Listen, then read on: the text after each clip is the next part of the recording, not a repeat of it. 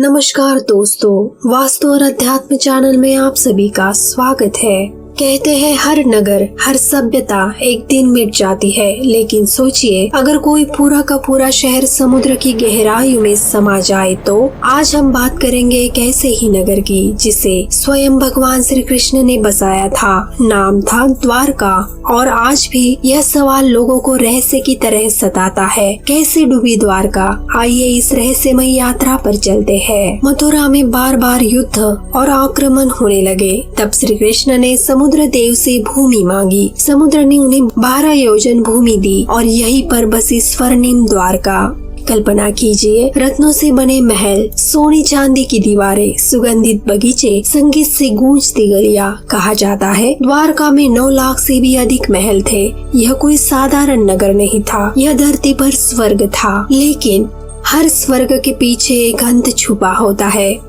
महाभारत युद्ध खत्म हुआ, पांडवों ने राज किया, लेकिन समय धीरे धीरे बदलने लगा। यादवों में आपसी झगड़े शुरू हो गए। मदिरा, घमंड और क्रोध ने पूरे वंश को निगल लिया। भाई भाई के बीच रक्तपात हुआ और देखते ही देखते महान युद्धवंश नष्ट हो गया। ऐसा लगता था मानो नियति ने फैसला कर लिया हो, अब द्वारका के वैभव का अंत आना ही है। मौसल पर्व में वर्णन आता है, जब यदुवंश नष्ट हो चुका था तब श्री कृष्ण वन में ध्यान मग्न होकर बैठे थे। तभी जरा नाम का एक शिकारी ने उन्हें हिरन समझकर बाण चला दिया। बाण श्री कृष्ण के पैर में लगा। शिकारी भयभीत हो उठा, लेकिन भगवान ने मुस्कुराकर कहा, डरो मत, यह सब पूर्व निर्धारित था। फिर शांत स्वर में बोले, अब मेरा कार्य इस धरती पर पूरा हुआ। कहा जाता है जैसे ही श्री कृष्ण ने अपने प्राण त्यागे, धरती कांप उठी, आकाश में बादल गरजने लगे और समुद्र की लहरें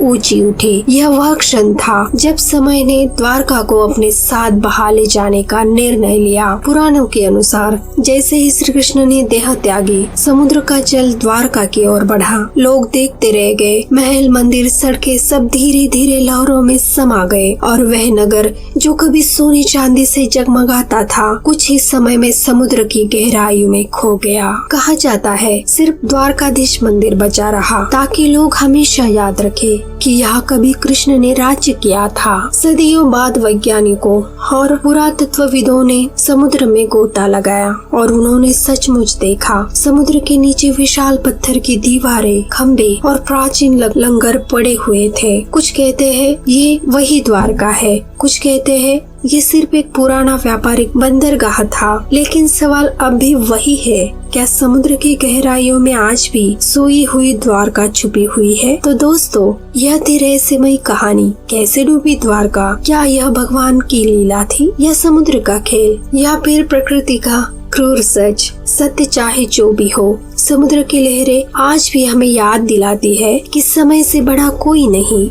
आपको क्या लगता है, क्या सचमुच समुद्र ने कृष्ण की नगरी निगल ली, या यह रहस्य हमेशा रहस्य ही रहेगा? कमेंट में अपनी राय जरूर बताएं। जय श्री कृष्ण।